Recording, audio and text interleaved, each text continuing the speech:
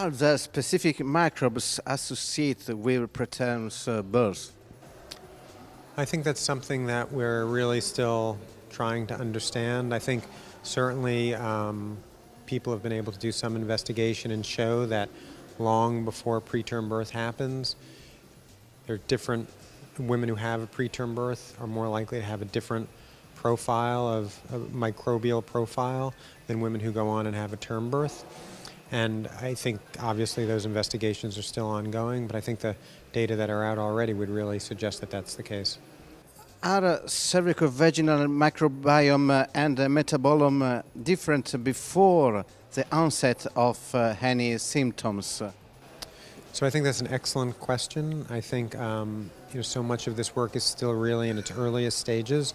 There's certainly several investigators who have shown that weeks before preterm birth happens, it appears that the microbiome is different, that the metabolome is different. But again, I really want to emphasize that I think that that's really new investigation. There's a lot more work and validation and confirmation that has to happen. Is there a specific molecular profile that is associated with preterm birth? So I don't think in terms of the metabolome we know with good certainty. I think there are some investigators like Michal Elovitz at University of Pennsylvania who have looked at the metabolome and suggested that there very well may be differences between women who go on and have preterm birth and term birth. But I think, again, those are investigations in the earliest stages, and I think further validation studies really need to be done.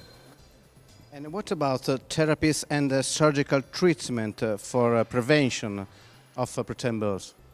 So I think the exciting thing about the work that's been done on the microbiome or the metabolome is that that work, if it can identify differences, really gives us the potential and the suggestion of targets that would be good for therapy. So although I don't think the therapies so far, it's clear, have not been able to prevent the majority of preterm births, surgical or medical therapies, that the work on the microbiome or the metabolome really gives the potential that new targets could be found.